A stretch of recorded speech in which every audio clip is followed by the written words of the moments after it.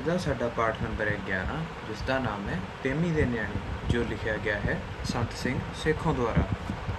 ਤਾਂ ਪੇਮੀ ਦੇ ਨਿਆਣੇ ਪੰਜਾਬੀ ਦੇ ਪ੍ਰਸਿੱਧ ਲੇਖਕ ਸੰਤ ਸਿੰਘ ਸੇਖੋਂ ਦੀ ਕਹਾਣੀ ਹੈ। ਪ੍ਰਸਿੱਧ ਮੀਨਸ ਫੇਮਸ ਜਾਂ ਮਸ਼ਹੂਰ।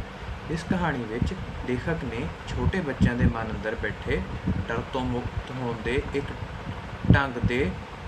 ਢੰਗ ਦਾ ਬੜੇ ਪ੍ਰਭਾਵਸ਼ਾਲੀ ਢੰਗ ਨਾਲ ਬਿਆਨ ਕੀਤਾ ਹੈ। ਇੱਥੇ ਇੱਕ ਸ਼ਬਦ ਆਉਂਦਾ ਹੈ ਮੁਕਤ, ਜਿਸ ਦਾ ਮਤਲਬ ਹੁੰਦਾ ਫਰੀ, ਔਰ ਪ੍ਰਭਾਵਸ਼ਾਲੀ ਮੀਨਸ ਇਫੈਕਟਿਵ। ਤਾਂ ਇਸ ਪੂਰੀ ਪੰਕਤੀ ਵਿੱਚ ਲਿਖਿਆ ਗਿਆ ਹੈ ਕਿ ਲੇਖਕ ਨੇ ਛੋਟੇ ਬੱਚਿਆਂ ਦੇ ਮਨ ਦੇ ਵਿੱਚ ਡਰ ਤੋਂ ਮੁਕਤ ਹੋਣ ਦਾ ਇੱਕ ਪ੍ਰਭਾਵਸ਼ਾਲੀ ਢੰਗ ਬਿਆਨ ਕੀਤਾ ਹੈ, ਭਾਵ ਕਿ ਇੱਕ ਇਫੈਕਟਿਵ ਤਰੀਕਾ ਦੱਸਿਆ ਹੈ। ਕਹਾਣੀ ਵਿੱਚ ਛੋਟੀ ਉਮਰ ਦੇ ਭੈਣ ਅਤੇ ਭਰਾ ਦੋ ਪਾਤਰ ਹਨ, ਭਾਵ ਕਿ ਦੋ ਕਰੈਕਟਰਸ ਹਨ। ਕਹਾਣੀ ਦਾ ਆਰੰਭ ਉਹਨਾਂ ਦੁਆਰਾ ਖੇਤ ਵਿੱਚ ਬਾਪੂ ਦੇ ਕਾਮੇ ਲਈ ਰੋਟੀ ਲਿਜਾਣ ਨਾਲ ਹੁੰਦਾ ਸੀ। ਹੁਣ ਇੱਥੇ ਇੱਕ ਸ਼ਬਦ ਆਉਂਦਾ ਹੈ ਆਰੰਭ, ਜਿਸ ਦਾ ਮਤਲਬ ਹੁੰਦਾ ਬਿਗਿਨਿੰਗ, ਕਾਮੇ ਮੀਨਸ ਕੰਮ ਵਾਸਤੇ। ਤਾਂ ਇਸ ਪੰਕਤੀ ਵਿੱਚ ਇਹ ਕਿਹਾ ਗਿਆ ਕਿ ਉਹਨਾਂ ਦੇ ਦਿਨ ਦੀ ਸ਼ੁਰੂਆਤ ਆਪਣੇ ਪਿਤਾ ਵਾਸਤੇ ਖੇਤ ਵਿੱਚ ਰੋਟੀ ਲੈ ਕੇ ਜਾਣ ਨਾਲ ਹੁੰਦੀ ਸੀ। ਰਸਤੇ ਵਿੱਚ ਇੱਕ ਰਾਸ਼ੇ ਨੂੰ ਵੇਖ ਕੇ ਉਹ ਡਰ ਜਾਂਦੇ ਸਨ। ਰਾਸ਼ਾ ਕੌਣ ਹੁੰਦਾ ਹੈ? ਲੱਕੜਾਂ ਵੱਢਣ ਵਾਲਾ ਜਾਂ ਲੱਕੜਹਾਰਾ। ਡਰ ਤੋਂ ਬਾਹਰ ਨਿਕਲਣ ਲਈ ਉਹ ਕਈ ਢੰਗ ਸੋਚਦੇ ਸਨ। ਅੰਤ ਵਿੱਚ ਉਸ ਦੀ ਭੈਣ ਕਹਿੰਦੀ ਹੈ ਕਿ ਅਸੀਂ ਕਹਿ ਦਿਆਂਗੇ ਕਿ ਅਸੀਂ ਪੇਮੀ ਦੇ ਨਿਆਣੇ ਹਾਂ, ਸਾਨੂੰ ਨਾ ਫੜ। ਤਾਂ ਇੱਥੇ ਪੇਮੀ ਕੌਣ ਹੈ? ਪੇਮੀ ਉਹਨਾਂ ਦੇ ਪਿਤਾ ਦਾ ਨਾਮ ਹੈ। ਤਾਂ ਮਤਲਬ ਇੱਥੇ ਉਹ ਇਹ ਯੁਕਤ ਬਣਾਉਂਦੇ ਹਨ ਕਿ ਅਸੀਂ ਕਹਿ ਦਾਂਗੇ ਕਿ ਅਸੀਂ ਪੇਮੀ ਦੇ ਨਿਆਣੇ ਹਾਂ, ਭਾਵ ਕਿ ਉਹ ਆਪਣੇ ਪਿਤਾ ਦਾ ਨਾਮ ਲੈ ਦੇਣਗੇ ਅਤੇ ਕਹਿਣਗੇ ਕਿ ਸਾਨੂੰ ਨਾ ਫੜੋ। ਮਾਸੂਮ ਬੱਚਿਆਂ ਦੇ ਮਨਾਂ ਦੇ ਮਾਂ ਦੇ ਨਾਂ ਵਿੱਚ ਵਿਸ਼ਵਾਸ ਸਾਰੇ ਵਿਸ਼ਵਾਸਾਂ ਤੋਂ ਉੱਪਰ ਬਣ ਕੇ ਉਹਨਾਂ ਨੂੰ ਭੈ ਮੁਕਤ ਕਰ ਦਿੰਦਾ ਹੈ। ਭੈ ਮੁਕਤ ਹੁੰਦਾ ਫੀਅਰਲੈਸ, ਭਾਵ ਕਿ ਇਹ ਗੱਲ ਦਾ ਵਿਸ਼ਵਾਸ ਉਹਨਾਂ ਨੂੰ ਫੀਅਰਲੈਸ ਕਰ ਦਿੰਦਾ ਸੀ। ਇਸ ਤਰ੍ਹਾਂ ਲੇਖਕ ਨੇ ਇਸ ਕਹਾਣੀ ਰਾਹੀਂ ਇਹ ਕਹਿਣਾ ਚਾਹਿਆ ਹੈ ਕਿ ਆਤਮ ਵਿਸ਼ਵਾਸ ਨਾਲ ਵੱਡੇ ਤੋਂ ਵੱਡੇ ਡਰ ਨੂੰ ਹਰਾਇਆ ਜਾ ਸਕਦਾ ਹੈ। ਆਤਮ ਵਿਸ਼ਵਾਸ ਮੀਨਸ ਸੈਲਫ ਕੌਨਫੀਡੈਂਸ, ਭਾਵ ਕਿ ਅਗਰ ਆਪਣੇ ਆਪ 'ਤੇ ਵਿਸ਼ਵਾਸ ਹੋਵੇ ਤਾਂ ਹਰ ਵੱਡੇ ਡਰ ਦਾ ਸਾਹਮਣਾ ਕੀਤਾ ਜਾ ਸਕਦਾ ਹੈ। ਇਸ ਤੋਂ ਅੱਗੇ ਆਪਾਂ ਪੜ੍ਹਾਂਗੇ ਇਸ ਪਾਠ ਦੇ ਉਦੇਸ਼। ਕਹਾਣੀ ਪੜ੍ਹਨ ਤੋਂ ਬਾਅਦ ਅਸੀਂ ਹੇਠ ਲਿਖੀਆਂ ਗੱਲਾਂ ਸਿੱਖ ਸਕਦੇ ਹਾਂ। ਸਭ ਤੋਂ ਪਹਿਲਾਂ ਕਹਾਣੀ ਪੇਮੀ ਦੇ ਨਿਆਣੇ, ਫਿਰ ਕਹਾਣੀ ਦਾ ਸਾਰ, ਔਰ ਅੰਤ 'ਤੇ ਕਹਾਣੀ ਦੇ ਤੱਤ। ਹੁਣ ਆਪਾਂ ਪੜ੍ਹਾਂਗੇ ਕਹਾਣੀ ਪੇਮੀ ਦੇ ਨਿਆਣੇ, ਜੋ ਕਿ ਸ਼ੁਰੂ ਹੁੰਦੀ ਹੈ 20 ਕੁ ਸਾਲ ਪਹਿਲਾਂ ਦੀ ਗੱਲ ਹੈ। ਮੈਂ 7 ਕੁ ਵਰ੍ਹੇ ਦਾ ਸੀ ਅਤੇ ਮੇਰੀ ਵੱਡੀ ਭੈਣ 11 ਕੁ ਵਰ੍ਹੇ ਦੀ ਸੀ। 20 ਕੁ ਵਰ੍ਹੇ ਪਹਿਲਾਂ ਮੀਨਸ ਅਬਾਊਟ 20 ਈਅਰਸ ਅਗੋ। ਮੈਂ 7 ਵਰ੍ਹੇ ਦਾ ਸੀ, ਭਾਵ ਕਿ ਲੇਖਕ ਦੀ ਉਮਰ 7 ਸਾਲ ਸੀ, ਔਰ ਉਸ ਸਮੇਂ ਉਸ ਦੀ ਭੈਣ ਦੀ ਉਮਰ 11 ਸਾਲ ਸੀ। ਅੱਗੇ ਲੇਖਕ ਲਿਖਦਾ ਹੈ ਕਿ ਸਾਡਾ ਖੇਤ, ਭਾਵ ਕਿ ਸਾਡਾ ਖੇਤ ਘਰ ਤੋਂ ਮੀਲ ਕੁ ਦੀ ਵਿੱਥ 'ਤੇ ਸੀ, ਭਾਵ ਕਿ ਉਹਨਾਂ ਦਾ ਜੋ ਖੇਤ ਸੀ ਉਹਨਾਂ ਦੇ ਘਰ ਤੋਂ ਲਗਭਗ 1 ਮਾਈਲ ਦੇ ਡਿਸਟੈਂਸ 'ਤੇ ਸੀ। ਅੱਧ ਵਿਚਕਾਰ ਇੱਕ ਜਰਨੈਲੀ ਸੜਕ ਲੰਘਦੀ ਸੀ, ਜਿਸ ਵਿੱਚੋਂ ਜਾਂਗੜੀਆਂ, ਪਠਾਣਾਂ, ਰਾਸ਼ਿਆਂ ਅਤੇ ਹੋਰ ਪਰਦੇਸੀਆਂ ਦਾ ਕਾਫੀ ਲਾਂਘਾ ਸੀ। ਹੁਣ ਇੱਥੇ ਇੱਕ ਸ਼ਬਦ ਆਉਂਦਾ ਹੈ ਜਰਨੈਲੀ ਸੜਕ, ਜਿਸ ਦਾ ਮਤਲਬ ਹੁੰਦਾ ਹੈ ਬਹੁਤ ਵੱਡੀ ਸੜਕ, ਜਾਂ ਜਿਹਨੂੰ ਆਪਾਂ GT ਰੋਡ ਜਾਂ ਹਾਈਵੇ ਕਹਿੰਦੇ ਹਾਂ ਆਮ ਭਾਸ਼ਾ ਦੇ ਵਿੱਚ। ਇਸ ਤੋਂ ਬਾਅਦ ਇੱਕ ਸ਼ਬਦ ਆਉਂਦਾ ਹੈ ਲਾਂਘਾ, ਜਿਸ ਦਾ ਭਾਵ ਹੁੰਦਾ ਹੈ ਆਉਣਾ ਜਾਣਾ। ਤਾਂ ਇਸ ਪੂਰੀ ਪੰਕਤੀ ਵਿੱਚ ਲੇਖਕ ਦੱਸਦਾ ਹੈ ਕਿ ਸਾਡੇ ਘਰ ਤੋਂ ਇੱਕ ਬਹੁਤ ਵੱਡੀ ਸੜਕ ਲੰਘਦੀ ਸੀ, ਜਿਸ ਉੱਤੇ ਵੱਖਰੇ ਵੱਖਰੇ ਤਰੀਕਿਆਂ ਦਾ ਆਉਣਾ ਜਾਣਾ ਸੀ। ਉਹ ਕਿਸ ਤਰੀਕੇ ਦੇ ਲੋਕ ਸੀ? ਜਾਂਗਲੀ, ਭਾਵ ਜਿਹੜੇ ਜੰਗਲ ਵਿੱਚ ਰਹਿਣ ਵਾਲੇ, ਪਠਾਣ, ਫਿਰ ਰਾਸ਼ੇ ਭਾਵ ਜਿਹੜੇ ਲੱਕੜ ਵੱਢਣ ਵਾਲੇ ਹੁੰਦੇ ਆ, ਔਰ ਪਰਦੇਸੀਆਂ ਭਾਵ ਕਿ ਜਿਹੜੇ ਹੋਰ ਦੇਸ਼ਾਂ ਤੋਂ ਆਏ ਹੁੰਦੇ ਹਨ, ਉਹਨਾਂ ਦਾ ਆਉਣਾ ਜਾਣਾ ਸੀ। ਅਸੀਂ ਸਭ ਅਣਜਾਣੇ ਮੀਨਸ ਅਨਅਵੇਅਰ, ਜਿਨ੍ਹਾਂ ਨੂੰ ਰਾਸ਼ਿਆਂ ਤੋਂ ਘਰ ਬੈਠਿਆਂ ਵੀ ਡਰ ਆਉਂਦਾ ਸੀ, ਇਸ ਸੜਕ ਤੋਂ ਕਿਸੇ ਸਿਆਣੇ ਦੇ ਸਾਥ ਤੋਂ ਬਗੈਰ ਲੰਘਣ 'ਤੇ ਬਹੁਤ ਭੈ ਖਾਂਦੇ ਸੀ। ਤਾਂ ਇਸ ਪੰਕਤੀ ਦਾ ਅਰਥ ਇਹ ਹੋਇਆ ਕਿ ਉਹਨਾਂ ਨੂੰ ਤਾਂ ਘਰੇ ਬੈਠਿਆਂ ਹੀ ਰਾਸ਼ੇ ਦੇ ਨਾਮ ਤੋਂ ਡਰ ਲੱਗਦਾ ਸੀ, ਔਰ ਜਦੋਂ ਇਸ ਸੜਕ 'ਤੇ ਤੁਰਦੇ ਸੀ ਤਾਂ ਉਹ ਬਿਨਾਂ ਕਿਸੇ ਵੱਡੇ ਦੀ ਸਹਾਇਤਾ ਤੋਂ ਇਹ ਸੜਕ ਪਾਰ ਨਹੀਂ ਕਰਦੇ ਸੀ, ਕਿਉਂਕਿ ਉਹਨਾਂ ਨੂੰ ਇਕੱਲੇ ਸੜਕ ਪਾਰ ਕਰਨ ਦੇ ਵਿੱਚ ਡਰ ਲੱਗਦਾ ਸੀ। ਪਰ ਟੰਟਾ ਇਹ ਸੀ ਕਿ ਦਿਨੇ 1-2 ਵੇਲੇ ਸਾਨੂੰ ਬਾਪੂ ਦੇ ਕਾਮੇ ਦੀ ਰੋਟੀ ਫੜਾਉਣ ਜ਼ਰੂਰ ਜਾਣਾ ਪੈਂਦਾ ਸੀ, ਅਤੇ ਸਾਡੀ ਅਵਸਥਾ ਹਰ ਰੋਜ਼ ਮੁਸ਼ਕਿਲ ਘਾਟੀ ਵਿੱਚੋਂ ਲੰਘਣ ਵਾਲੀ ਹੁੰਦੀ ਸੀ। ਤਾਂ ਇੱਥੇ ਇੱਕ ਸ਼ਬਦ ਆਉਂਦਾ ਹੈ ਟੰਟਾ, ਜਿਸ ਦਾ ਮਤਲਬ ਹੁੰਦਾ ਪ੍ਰੋਬਲਮਸ।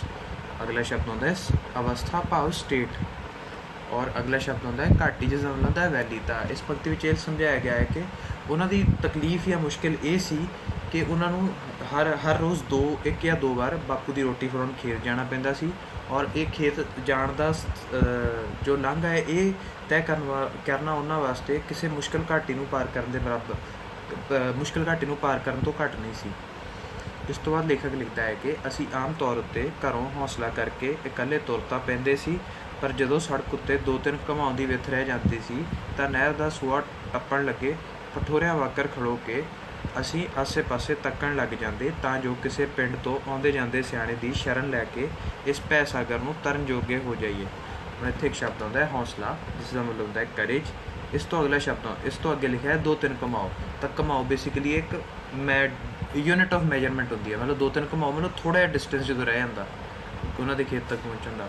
ਔਰ ਨਹਿਰ ਸੂਆ ਮੀਨਸ ਸੂਆ ਹੁੰਦਾ ਵਾ ਜਿੱਥੇ ਪਾਣੀ ਖੜਾ ਰਹਿੰਦਾ ਵਾ, ਉਸ ਦੇ ਉੱਪਰ ਦੀ ਪੁਲ ਲੰਘਦਾ ਹੈ, ਉਸ ਨੂੰ ਕਹਿੰਦੇ ਆ। ਮਤਲਬ ਇਸ ਤੋਂ ਅੱਗੇ ਹੁੰਦਾ ਪਠੋਰਿਆਂ ਵਾਂਗਰ ਖਲੋ ਕੇ, ਮਤਲਬ ਪਠੋਰਿਆਂ ਵਾਂਗੂ ਖਲੋ ਕੇ। ਹੁਣ ਇੱਥੇ ਇੱਕ ਸ਼ਬਦ ਹੁੰਦਾ ਪਠੋਰਿਆਂ, ਜਿਸ ਦਾ ਅਰਥ ਹੁੰਦਾ ਹੈ ਡਰਾਕਰ, ਜੋ ਕਿ ਇੱਥੇ ਲਿਖਿਆ ਹੈ, ਭਾਵ ਕਿ ਡਰਪੋਕ। ਤਾਂ ਇਸ ਪੂਰੀ ਪੰਕਤੀ ਵਿੱਚ ਇਹ ਸਮਝਾਇਆ ਗਿਆ ਹੈ ਕਿ ਉਹ ਘਰੋਂ ਤਾਂ ਹੌਸਲਾ ਕਰਕੇ ਤੁਰ ਪੈਂਦੇ ਸੀਗੇ, ਪਰ ਜਦੋਂ ਖੇਤ ਤੋਂ ਥੋੜ੍ਹੀ ਜਿਹੀ ਵਿੱਥ ਰਹਿ ਜਾਂਦੀ ਸੀ ਜਾਂ ਥੋੜ੍ਹਾ ਜਿਹਾ ਡਿਸਟੈਂਸ ਰਹਿ ਜਾਂਦੇ ਸੀ, ਤਾਂ ਉਹ ਡਰਪੋਕਾਂ ਵਾਂਗ ਇੱਕੋ ਜਗ੍ਹਾ ਪਾਸੇ 'ਤੇ ਖੜ੍ਹ ਜਾਂਦੇ ਸੀ, ਤਾਂ ਕਿ ਕੋਈ ਆਸੇ ਪਾਸੇ ਆਉਣ ਵਾਲਾ ਵੱਡਾ ਉਹਨਾਂ ਨੂੰ ਦਿਖੇ ਔਰ ਉਸ ਦੇ ਸਹਾਰੇ ਉਹ ਸੜਕ ਪਾਰ ਕਰ ਸਕਣ। ਇਸ ਤੋਂ ਅੱਗੇ ਲਿਖਿਆ ਜਾਂਦਾ ਹੈ, ਸਾਡੀ ਧਾਰਮਿਕ ਸਿੱਖਿਆ ਵੀ ਕੁਛ ਸਾਨੂੰ ਧਾਰਮਿਕ ਸਿੱਖਿਆ ਵੀ ਕੁਛ ਇਸ ਤਰ੍ਹਾਂ ਦੀ ਮਿਲ ਰਹੀ ਸੀ ਕਿ ਅਜਿਹੇ ਡਰ ਸਾਡੇ ਸੁਭਾਵਾਂ ਦਾ ਆਮ ਹਿੱਸਾ ਬਣ ਚੁੱਕੇ ਸਨ। ਭਾਵ ਕਿ ਉੱਤੋਂ ਦੀ ਉਹਨਾਂ ਨੂੰ ਆਸੇ ਪਾਸੇ ਤੋਂ ਸਿੱਖਿਆ ਵੀ ਇਹੋ ਜਿਹੀ ਮਿਲ ਰਹੀ ਸੀ, ਜਿਨ੍ਹਾਂ ਕਰਕੇ ਉਹਨਾਂ ਦਾ ਡਰਨਾ ਸੁਭਾਵਿਕ ਹੁੰਦਾ ਜਾ ਰਿਹਾ ਸੀ।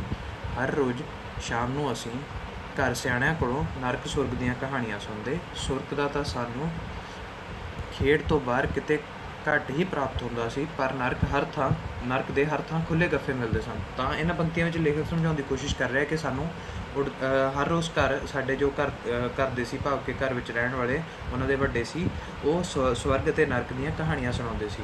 ਔਰ ਉਹਨਾਂ ਨੂੰ ਸਵਰਗ ਦਾ ਆਨੰਦ ਤਾਂ ਸਿਰਫ ਖੇਡਣ ਵਿੱਚ ਹੀ ਮਿਲਦਾ ਸੀ, ਭਾਵ ਕਿ ਉਹਨਾਂ ਨੂੰ ਖੇਡਣਾ ਸਵਰਗ ਵਾਂਗ ਲੱਗਦਾ ਸੀ, ਪਰ ਬਾਕੀ ਸਾਰੇ ਮੁਸ਼ਕਿਲ ਕੰਮ ਕਰਨਾ, ਜਿਵੇਂ ਕਿ ਸਕੂਲ ਆਉਣਾ ਜਾਂ ਘਰੋਂ ਕਿਸੇ ਨੂੰ ਰੋਟੀ ਫੜਾਉਣ ਜਾਣਾ ਜਾਂ ਹੋਰ ਅਜਿਹੇ ਕੰਮ ਕਰਨ ਨਾਲ ਉਹਨਾਂ ਨੂੰ ਨਰਕ ਦਾ ਅਨੁਭਵ ਹੁੰਦਾ ਸੀ। ਔਰ ਇੱਥੇ ਇੱਕ ਸ਼ਬਦ ਹੁੰਦਾ ਖੁੱਲ੍ਹੇ ਗੱਫੇ, ਜਿਹਦਾ ਲਿਟਰਲ ਮਤਲਬ ਹੁੰਦਾ ਓਪਨ ਟ੍ਰੈਜਰਸ, ਜਾਂ ਇਸ ਕੰਟੈਕਸਟ ਵਿੱਚ ਆਪਾਂ ਕਹਿ ਸਕਦੇ ਹਾਂ ਕਿ ਖੁੱਲ੍ਹੇ ਗੱਫੇ ਮਿਲਦੇ ਸੀ, ਭਾਵ ਕਿ ਉਹਨਾਂ ਨੂੰ ਨਰਕ ਦੇ ਬਹੁਤ ਸਾਰੇ ਐਗਜ਼ਾਮਪਲਸ ਮਿਲਦੇ ਸੀ। ਸਭ ਤੋਂ ਵੱਡਾ ਨਰਕ ਮਦਰਸਾ ਸੀ, ਅਤੇ ਜਿਸ ਉੱਤੋਂ ਕਿਸੇ ਦਿਨ ਛੁੱਟ ਜਾਂਦੇ ਤਾਂ ਖੇਤ ਰੋਟੀ ਦੇਣ ਜਾਣਾ ਨਰਕ ਪੇਸ਼ ਆ ਜਾਂਦਾ। ਹੁਣ ਇੱਥੇ ਇੱਕ ਸ਼ਬਦ ਲਿਖਿਆ ਹੈ ਮਦਰਸਾ। ਮਦਰਸੇ ਦਾ ਅਰਥ ਹੁੰਦਾ ਹੈ ਪੜ੍ਹਨ ਵਾਲੀ ਥਾਂ ਜਾਂ ਸਕੂਲ, ਭਾਵ ਕਿ ਉਹਨਾਂ ਨੂੰ ਸਭ ਤੋਂ ਜ਼ਿਆਦਾ ਮੁਸ਼ਕਿਲ ਸਕੂਲ ਜਾਣਾ ਲੱਗਦਾ ਸੀ, ਔਰ ਕਿਸੇ ਤਰ੍ਹਾਂ ਸਕੂਲ ਤੋਂ ਛੁੱਟ ਜਾਂਦੇ, ਭਾਵ ਕਿ ਉਹਨਾਂ ਨੂੰ ਸਕੂਲ ਨਾ ਜਾਣਾ ਪੈਂਦਾ, ਤਾਂ ਉਹਨਾਂ ਲਈ ਖੇਤ ਰੋਟੀ ਫੜਾਉਣ ਜਾਣਾ ਨਰਕ ਦੇ ਬਰਾਬਰ ਸੀ। ਇਸ ਤੋਂ ਅੱਗੇ ਲਿਖਿਆ ਹੈ, ਗੱਲ ਕੀ ਸਾਡੇ ਅਣਜਾਣੇ ਰਾਹ 'ਤੇ ਇੱਕ ਮੋੜ 'ਤੇ ਜਾਣਾ ਨਰਕੋ ਘਾਤ ਲਈ ਖਲੋਤਾ ਹੁੰਦਾ। ਖਬਰੇ ਇਸ ਸੜਕ ਦਾ ਭੈਸਾਗਰ ਲੰਘਣ ਕਰਕੇ ਸਾਨੂੰ ਖੇਤ ਜਾਣਾ ਨਰਕ ਲੱਗਦਾ ਸੀ, ਜਾਂ ਖੇਤ ਰੋਟੀ ਲੈ ਜਾਣ ਲੱਗੇ ਇਸ ਸੜਕ ਨੂੰ ਲੰਘਣਾ ਸਾਨੂੰ ਭੈਸਾਗਰ ਲੰਘਣ ਵਾਂਗ ਦਿਖਾਈ ਦਿੰਦਾ ਸੀ। ਮੈਂ ਇਸ ਬਾਬਤ ਯਕੀਨ ਨਾਲ ਕੁਝ ਨਹੀਂ ਕਹਿ ਸਕਦਾ। ਇਹ ਮੈਨੂੰ ਪਤਾ ਹੈ ਕਿ ਖੇਤ ਸੁਰਗ ਸੀ ਅਤੇ ਰੋਟੀ ਲੈ ਕੇ ਜਾਣ ਦੀ ਖੇਚਲ ਨਰਕ, ਅਤੇ ਉਹ ਜਰਨੈਲੀ ਸੜਕ ਵਿਚਕਾਰਲਾ ਭੈਸਾਗਰ। ਤਾਂ ਇੱਥੇ ਫਿਰ ਤੋਂ ਲੇਖਕ ਆਪਣੀ ਸਥਿਤੀ ਦਾ ਵਰਣਨ ਕਰਦੇ ਹੋਏ ਸਮਝਾ ਰਿਹਾ ਹੈ ਕਿ ਉਹਨਾਂ ਨੂੰ ਖੇਤ 'ਤੇ ਰੋਟੀ ਲਿਆਉਣਾ, ਖੇਤ ਦੇ ਰਸਤੇ ਤੋਂ ਖੇਤ ਰੋਟੀ ਲੈ ਕੇ ਜਾਣ ਵਾਲੇ ਰਸਤੇ 'ਤੇ ਲੰਘਣਾ ਨਰਕ ਦੇ ਵਾਂਗ ਪ੍ਰਤੀਤ ਹੁੰਦਾ ਸੀ, ਔਰ ਜਦੋਂ ਆਪਣੀ ਮੰਜ਼ਿਲ 'ਤੇ ਪੁੱਜ ਜਾਂਦੇ ਸੀ, ਭਾਵ ਕਿ ਉਹ ਖੇਤ ਰੋਟੀ ਲੈ ਕੇ ਪੁੱਜ ਜਾਂਦੇ ਸੀ, ਤਾਂ ਖੇਤ ਉਹਨਾਂ ਨੂੰ ਸਵਰਗ ਵਾਂਗ ਜਾਪਦਾ ਸੀ। ਇਸ ਤੋਂ ਅੱਗੇ ਲੇਖਕ ਲਿਖਦਾ ਹੈ ਕਿ ਸਿਆਲ ਦੇ ਦਿਨ ਸਨ। ਅਸੀਂ ਦੋਵੇਂ ਭੈਣ ਭਰਾ ਦੁਪਹਿਰ ਦੀ ਰੋਟੀ ਲੈ ਕੇ ਖੇਤ ਨੂੰ ਚੱਲ ਪਏ। ਨਿੱਘੀ ਧੁੱਪ ਪੈ ਰਹੀ ਸੀ। ਅਸੀਂ ਟੁਰੇ ਜਾਂਦੇ ਵੀ ਜਾਣੋ ਸਿਆਲ ਦੀ ਧੁੱਪ ਵਿੱਚ ਨੀਂਦਾਂ ਨਿੱਘ ਲੈ ਰਹੇ ਸਨ, ਪਰ ਦਿਲ ਵਿੱਚ ਸੜਕ ਲੰਘਣ ਦਾ ਡਰ ਚੂਹੇ ਵਾਂਗਰ ਕੁਤਰ ਰਿਹਾ ਸੀ। ਇੱਥੇ ਇੱਕ ਸ਼ਬਦ ਹੁੰਦਾ ਸਿਆਲ, ਜਿਸ ਦਾ ਮਤਲਬ ਹੁੰਦਾ ਸਰਦੀਆਂ, ਭਾਵ ਕਿ ਉਹ ਸਰਦੀਆਂ ਦਾ ਮੌਸਮ ਸੀ ਔਰ ਸਰਦੀਆਂ ਦੇ ਦਿਨ ਸਨ। ਔਰ ਇੱਥੇ ਇੱਕ ਦੂਸਰਾ ਸ਼ਬਦ ਹੁੰਦਾ ਟੁਰੇ ਜਾਂਦੇ, ਭਾਵ ਕਿ ਤੁਰੇ ਜਾਂਦੇ। ਤਾਂ ਇਹਨਾਂ ਪੰਕਤੀਆਂ ਵਿੱਚ ਲੇਖਕ ਸਮਝਾ ਰਿਹਾ ਕਿ ਉਸ ਸਮੇਂ ਦੇ ਮੌਸਮ ਦਾ ਵਰਣਨ ਕਰ ਰਿਹਾ ਕਿ ਉਦੋਂ ਸਰਦੀਆਂ ਦੇ ਦਿਨ ਸਨ ਔਰ ਨਿੱਘੀ ਭਾਵ ਕਿ ਹਲਕੀ ਧੁੱਪ ਪੈ ਰਹੀ ਸੀ, ਜਿਸ ਨਾਲ ਉਹਨਾਂ ਨੂੰ ਤੁਰੇ ਜਾਂਦੇ ਉਸ ਧੁੱਪ ਦਾ ਆਨੰਦ ਮਾਣਦੇ ਹੋਏ ਇਸ ਤਰ੍ਹਾਂ ਮਹਿਸੂਸ ਹੋ ਰਿਹਾ ਸੀ ਕਿ ਜਿਵੇਂ ਉਹ ਤੁਰੇ ਜਾਂਦੇ ਹੀ ਇਸ ਨਿੱਘੀ ਧੁੱਪ ਵਿੱਚ ਸੌਣ ਦਾ ਆਨੰਦ ਮਾਣ ਰਹੇ ਹੋਣ। ਪਰ ਇਸ ਆਨੰਦ ਮਾਣਨ ਦੇ ਨਾਲ ਉਹਨਾਂ ਨੂੰ ਸੜਕ ਪਾਰ ਕਰਨ ਦਾ ਭੈ ਵੀ ਸਤਾ ਰਿਹਾ ਸੀ। ਇਸ ਤੋਂ ਅੱਗੇ ਲੇਖਕ ਲਿਖਦਾ ਹੈ ਕਿ ਅਸੀਂ ਡਰ ਨੂੰ ਦਬਾਉਣ ਲਈ, ਭਾਵ ਕਿ ਡਰ ਦਾ ਅਸਰ ਘੱਟ ਕਰਨ ਲਈ ਇੱਕ ਆਮ ਤਰੀਕਾ ਵਰਤਣਾ ਚਾਹਿਆ। ਭੈਣ ਮੈਨੂੰ ਇੱਕ ਕਹਾਣੀ ਸੁਣਾਉਣ ਲੱਗ ਪਈ, ਜੋ ਕਿ ਹੈ, ਇੱਕ ਸੀ ਰਾਜਾ, ਉਹਦੀ ਰਾਣੀ ਮਰ ਗਈ। ਮਰਨ ਲੱਗੇ ਰਾਣੀ ਨੇ ਰਾਜੇ ਨੂੰ ਕਿਹਾ, ਤੂੰ ਮੈਨੂੰ ਇੱਕ ਕਰਾਰ ਦੇ। ਕਰਾਰ ਦਾ ਮਤਲਬ ਹੁੰਦਾ ਪ੍ਰੋਮਿਸ ਜਾਂ ਵਰਡ, ਭਾਵ ਕਿ ਤੂੰ ਮੈਨੂੰ ਇੱਕ ਪ੍ਰੋਮਿਸ ਕਰ। ਰਾਜੇ ਨੇ ਪੁੱਛਿਆ ਕੀ? ਮੇਰਾ ਕਹਾਣੀ ਵੱਲੋਂ ਧਿਆਨ ਮੋੜ ਕੇ ਪਿਛਾਂਹ ਪਿੰਡ ਵੱਲ ਨੂੰ ਦੇਖ ਕੇ ਕਿਤੇ ਕੋਈ ਆਦਮੀ ਸਾਡੇ ਰਾਹ ਵੱਲ ਆ ਰਿਹਾ ਹੋਵੇ। ਤਾਂ ਇਹਨਾਂ ਪੰਕਤੀਆਂ ਵਿੱਚ ਲੇਖਕ ਦੱਸ ਰਿਹਾ ਹੈ ਕਿ ਅਸੀਂ ਆਪਣੇ ਡਰ ਨੂੰ ਛੁਪਾਉਣ ਵਾਸਤੇ ਇੱਕ ਤਰੀਕਾ ਵਰਤਦੇ ਸੀ, ਜਿਹਦੇ ਵਿੱਚ ਉਸਦੀ ਵੱਡੀ ਭੈਣ, ਲੇਖਕ ਦੀ ਵੱਡੀ ਭੈਣ ਉਸਨੂੰ ਇੱਕ ਕਹਾਣੀ ਸੁਣਾਉਂਦੀ ਹੈ। ਔਰ ਕਹਾਣੀ ਕਿਸ ਦੀ ਹੁੰਦੀ ਹੈ? ਇੱਕ ਰਾਜੇ ਅਤੇ ਰਾਣੀ ਦੀ, ਜਿਸ ਦੀ ਰਾਣੀ ਮਰਨ ਵਾਲੀ ਹੁੰਦੀ ਹੈ ਔਰ ਉਹ ਰਾਣੀ ਮਰਨ ਤੋਂ ਪਹਿਲੇ ਉਸ ਤੋਂ ਇੱਕ ਵਾਅਦਾ ਲੈਂਦੀ ਹੈ। ਮਤਲਬ ਜਿਸ ਤਰ੍ਹਾਂ ਹਜੇ ਉਹ ਕਹਾਣੀ ਚੱਲ ਹੀ ਰਹੀ ਹੁੰਦੀ ਹੈ, ਪਰ ਲੇਖਕ ਆਪਣੇ ਤੁਰੇ ਜਾਂਦੇ ਕਹਾਣੀ ਸੁਣਨ ਦੇ ਨਾਲ ਪਿੱਛੇ ਮੁੜ ਕੇ ਵੀ ਦੇਖਦਾ ਹੈ ਕਿ ਕੋਈ ਪਿੰਡ ਤੋਂ ਵੱਡਾ ਆ ਰਿਹਾ ਹੈ ਜਿਸ ਦੇ ਸਹਾਰੇ ਉਹ ਸੜਕ ਪਾਰ ਕਰ ਸਕਣ। ਤਾਂ ਇਸ ਤੋਂ ਅੱਗੇ ਲੇਖਕ ਲਿਖਦਾ ਹੈ ਕਿ ਲਿਖਦਾ ਹੈ ਕਿ ਉਸਦੀ ਭੈਣ ਉਸਨੂੰ ਆਖਦੀ ਹੈ, ਤੂੰ ਸੁਣਦਾ ਨਹੀਂ ਵੀਰ, ਭਾਵ ਕਿ ਉਹ ਆਪਣੇ ਵੀਰ ਨੂੰ ਤੰਜ਼ ਕੱਸਦੇ ਹੋਏ ਕਹਿੰਦੀ ਹੈ ਕਿ ਤੂੰ ਮੇਰੀ ਕਹਾਣੀ ਵੱਲ ਧਿਆਨ ਨਹੀਂ ਦੇ ਰਿਹਾ। ਭੈਣ ਨੇ ਮੇਰੇ ਮੋਢੇ ਨੂੰ ਹਿਲਾਉਣ ਕੇ ਆਖਿਆ, ਹਿਲਾਉਣ ਕੇ ਮਤਲਬ ਹਿਲਾ ਕੇ ਆਖਿਆ, ਨਹੀਂ ਮੈਂ ਸੁਣਦਾ, ਮੈਂ ਭਰਾਵਾਂ ਵਾਲੀ ਗੁਸਤਾਖੀ ਨਾਲ ਜਵਾਬ ਦਿੱਤਾ। ਅੱਗੇ ਲੇਖਕ ਜਵਾਬ ਦਿੰਦਾ ਹੋਇਆ ਕਹਿੰਦਾ ਹੈ ਕਿ ਨਹੀਂ ਮੈਂ ਸੁਣ ਰਿਹਾ ਹਾਂ। ਔਰ ਇੱਥੇ ਇੱਕ ਸ਼ਬਦ ਆਉਂਦਾ ਹੈ ਗੁਸਤਾਖੀ, ਜਿਸ ਦਾ ਅਰਥ ਹੁੰਦਾ ਹੈ ਗੁੱਸੇ ਨਾਲ ਭਰੀ ਹੋਈ ਜਾਂ ਬਦਤਮੀਜ਼ੀ ਵਾਲੇ ਤਰੀਕੇ ਨਾਲ। ਅੱਛਾ, ਜਦੋਂ ਉਹ ਰਾਣੀ ਮਰਨ ਲੱਗੀ ਤਾਂ ਉਸਨੇ ਰਾਜੇ ਨੂੰ ਸੱਦ ਕੇ ਕਿਹਾ, ਤੂੰ ਮੇਰੇ ਨਾਲ ਕਰਾਰ ਕਰ। ਰਾਜੇ ਨੇ ਪੁੱਛਿਆ ਕੀ? ਰਾਣੀ ਨੇ ਕਿਹਾ, ਤੂੰ ਹੋਰ ਵਿਆਹ ਨਾ ਕਰਾਈਂ। ਸੱਚ ਮੈਂ ਦੱਸਣਾ ਭੁੱਲ ਗਈ, ਰਾਣੀ ਦੇ 2 ਪੁੱਤ ਤੇ 1 ਧੀ ਸੀਗੇ। ਤਾਂ ਇੱਥੇ ਲੇਖਕ ਵਰਣਨ ਕਰ ਰਿਹਾ ਕਿ ਉਸਦੀ ਭੈਣ ਉਸਨੂੰ ਕਹਾਣੀ ਸੁਣਾ ਰਹੀ ਹੈ ਕਿ ਮਰਨ ਤੋਂ ਪਹਿਲਾਂ ਰਾਣੀ ਰਾਜੇ ਤੋਂ ਇੱਕ ਕਰਾਰ ਲੈਂਦੀ ਹੈ ਕਿ ਤੂੰ ਦੂਸਰਾ ਵਿਆਹ ਨਾ ਕਰਵਾਈਂ। ਔਰ ਨਾਲ ਹੀ ਉਹ ਟੋਕਦੀ ਹੋਈ ਇਹ ਕਹਿੰਦੀ ਹੈ ਕਿ ਮੈਂ ਦੱਸਣਾ ਭੁੱਲ ਗਈ ਕਿ ਉਸਦੇ 2 ਬੱਚੇ ਸਨ, ਇੱਕ ਪੁੱਤਰ ਅਤੇ 1 ਧੀ। ਇਸ ਤੋਂ ਅੱਗੇ ਲੇਖਕ ਲਿਖਦਾ ਹੈ ਕਿ ਸਾਨੂੰ ਰਾਜਾ ਅਤੇ ਰਾਣੀ ਆਪਣੇ ਮਾਂ ਪਿਓ ਵਰਗੇ ਭਾਸਦੇ ਮੀਨਸ ਜਾਪਦੇ ਜਾਂ ਲੱਗਦੇ। ਜੇ ਸਾਡੀ ਮਾਂ ਮਰਨ ਲੱਗੇ ਤਾਂ ਸਾਡੇ ਪਿਓ ਨੂੰ ਵੀ ਇਹ ਬਚਨ ਦੇਣ ਲਈ ਆਖੇ। ਇਹ ਖਿਆਲ ਸਾਡੇ ਅਚੇਤ ਮਨ ਵਿੱਚ ਕੰਮ ਕਰ ਰਿਹਾ ਹੋਵੇਗਾ। ਮੈਨੂੰ ਉਹ ਧੀ ਆਪਣੀ ਭੈਣ ਵਰਗੀ ਲੱਗੀ ਅਤੇ ਉਹ ਪੁੱਤ ਮੇਰਾ ਆਪਣਾ ਆਪ। ਹੁਣ ਇੱਥੇ ਇੱਕ ਸ਼ਬਦ ਹੁੰਦਾ ਭਾਸਦੇ, ਜਿਸ ਦਾ ਅਰਥ ਹੈ ਜਾਪਦੇ, ਜੋ ਕਿ ਇੱਥੇ ਵੀ ਲਿਖਿਆ ਹੋਇਆ ਹੈ। ਦੂਸਰਾ ਹੈ ਅਚੇਤ ਮਨ ਮੀਨਸ ਸਬਕੌਂਸ਼ੀਅਸ ਮਾਈਂਡ। ਤਾਂ ਇਹਨਾਂ ਪੰਕਤੀਆਂ ਵਿੱਚ ਲੇਖਕ ਦੱਸ ਰਿਹਾ ਹੈ ਕਿ ਸਾਨੂੰ ਉਹ ਕਹਾਣੀ ਸੁਣ ਕੇ ਇੰਝ ਲੱਗਦਾ ਸੀ ਕਿ ਉਹ ਕਹਾਣੀ ਦੇ ਪਾਤਰ ਸਾਡੇ ਜੀਵਨ ਨੂੰ ਦਰਸਾ ਰਹੇ ਹਨ ਅਤੇ ਉਹ ਕਹਾਣੀ ਦੇ ਵਿੱਚ ਰਾਜੇ ਦੀ ਧੀ ਨੂੰ ਆਪਣੀ ਵੱਡੀ ਭੈਣ ਸਮਝ ਰਿਹਾ ਸੀ ਔਰ ਰਾਜੇ ਦੇ ਪੁੱਤਰ ਨੂੰ ਆਪਣਾ ਆਪ ਸਮਝ ਰਿਹਾ ਸੀ ਕਿ ਅਗਰ ਇਹ ਕਹਾਣੀ ਸਾਡੇ ਜੀਵਨ ਦਾ ਸਾਰ ਹੁੰਦੀ ਤਾਂ ਸਾਡੀ ਮਾਂ ਵੀ ਸਾਡੇ ਬਾਪ ਨੂੰ ਮਰਨ ਤੋਂ ਪਹਿਲੇ ਇਸੇ ਤਰੀਕੇ ਦਾ ਇੱਕ ਵਚਨ ਲੈਂਦੀ। ਇਸ ਤੋਂ ਬਾਅਦ ਲੇਖਕ ਲਿਖਦਾ ਹੈ ਕਿ ਮੇਰੀ ਭੈਣ ਪਿੰਡ ਵੱਲ ਦੇਖ ਰਹੀ ਸੀ। ਸੁਣ ਗਾਹਾਂ, ਮੈਂ ਉਸ ਨੂੰ ਪਹਿਲੀ ਵਾਰ ਇਸ ਤਰ੍ਹਾਂ ਖਰਵੇ ਬੋਲ ਨਾਲ ਆਖਿਆ। ਖਰਵੇ ਬੋਲ ਨਾਲ ਹੀ ਆਖਿਆ। ਤਾਂ ਇੱਥੇ ਲੇਖਕ ਕਹਿ ਰਿਹਾ ਹੈ ਕਿ ਉਹ ਆਪਣੀ ਭੈਣ ਨੂੰ ਤੰਜ਼ ਕੱਸਦੇ ਹੋਏ ਰੁੱਖੀ ਆਵਾਜ਼ ਵਿੱਚ ਕਹਿੰਦਾ ਹੈ ਕਿ ਸੁਣ ਗਾਹਾਂ, ਵੀ ਮੇਰੀ ਅੱਗੇ ਗੱਲ ਸੁਣ। ਰਾਣੀ ਨੇ ਕਿਹਾ, ਬਾਈ ਮੇਰੇ ਪੁੱਤਾਂ ਤੇ ਧੀ ਨੂੰ ਮਤਰੇਈ ਦੁੱਖ ਦੇਊਗੀ। ਭਾਵ ਕਿ ਇੱਥੇ ਉਹ ਕਹਾਣੀ ਦੇ ਵਿੱਚ ਰਾਣੀ ਦਾ ਪੱਖ ਵਰਣਨ ਕਰਦੇ ਹੋਏ ਦੱਸ ਰਿਹਾ ਹੈ ਕਿ ਅਗਰ ਰਾਜਾ ਦੂਸਰਾ ਵਿਆਹ ਕਰਾ ਲਏਗਾ ਤਾਂ ਮਤਰੇਈ, ਭਾਵ ਕਿ ਉਹਨਾਂ ਦੀ ਜੋ ਸਟੈਪ ਮਦਰ ਹੋਏਗੀ, ਉਹ ਉਸਦੇ ਬੱਚਿਆਂ ਨਾਲ ਬੁਰਾ ਵਰਤਾਵ ਕਰੇਗੀ ਔਰ ਉਹਨਾਂ ਨੂੰ ਦੁੱਖ ਦੇਗੀ। ਭੈਣ ਨੇ ਹੋਰ ਵੀ ਮਿੱਠੀ ਅਤੇ ਹੋਰ ਵੀ ਤ੍ਰੀਮਤ ਬਣ ਕੇ ਦੱਸਿਆ। ਇਸ ਕਰਕੇ ਉਸ ਰਾਜੇ ਤੋਂ ਇਹ ਕਰਾਰ ਮੰਗਿਆ। ਰਾਜੇ ਨੇ ਕਿਹਾ, ਚੰਗਾ, ਮੈਂ ਕਰਾਰ ਦਿੰਦਾ।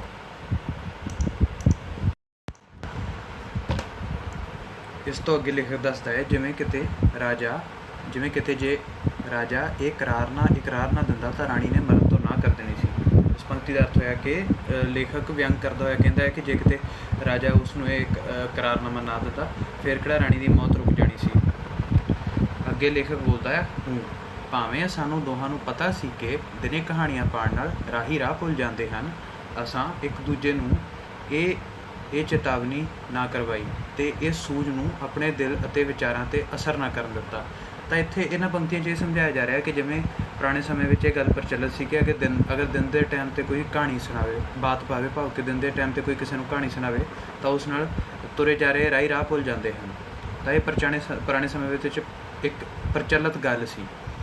ਤਾਂ ਇਹਨਾਂ ਤੋਂ ਬਾਅਦ ਉਹ ਕਹਿੰਦਾ ਕਿ ਭਾਵੇਂ ਕਿ ਉਹਨਾਂ ਨੂੰ ਇਸ ਗੱਲ ਬਾਰੇ ਪਤਾ ਸੀ ਪਰ ਫਿਰ ਵੀ ਉਹਨਾਂ ਨੂੰ ਡਰ ਇੰਨਾ ਲੱਗ ਰਿਹਾ ਸੀ ਕਿ ਉਹਨਾਂ ਨੇ ਇਹ ਗੱਲ ਦਾ ਬੋਧ ਇੱਕ ਦੂਜੇ ਨੂੰ ਨਾ ਕਰਾਇਆ ਤਾਂ ਜੋ ਉਹ ਇਹ ਗੱਲ ਨੂੰ ਮੰਨ ਕੇ ਕਹਾਣੀ ਸੁਣਾਉਣੀ ਬੰਦ ਨਾ ਕਰ ਦੇਣ, ਉਸਦੀ ਭੈਣ ਕਹਾਣੀ ਸੁਣਾਉਣੀ ਬੰਦ ਨਾ ਕਰ ਦੇਵੇ ਔਰ ਉਹਨਾਂ ਦੋਨਾਂ ਨੂੰ ਦੁਬਾਰਾ ਫਿਰ ਤੋਂ ਡਰ ਲੱਗਣਾ ਸ਼ੁਰੂ ਹੋ ਜਾਏ। ਇਸ ਤੋਂ ਬਾਅਦ ਲੇਖਕ ਲਿਖਦਾ ਹੈ, ਪਰ ਰਾਜੇ ਨੇ ਝੱਟ ਹੀ ਦੂਜਾ ਵਿਆਹ ਕਰਵਾ ਲਿਆ। ਭਾਵ ਕਿ ਜਦੋਂ ਉਸ ਦੀ ਰਾਣੀ ਦੀ ਮੌਤ ਹੋਈ ਉਸ ਤੋਂ ਬਾਅਦ ਉਸਨੇ ਤੁਰੰਤ ਦੂਸਰਾ ਵਿਆਹ ਕਰਵਾ ਲਿਆ।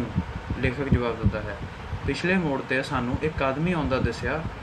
ਅਸਾਂ ਸੁੱਖ ਦਾ ਸਾਹ ਭਰਿਆ ਅਤੇ ਉਸ ਨੂੰ ਨਾਲ ਰਲਾਉਣ ਲਈ ਖਲੋ ਗਏ।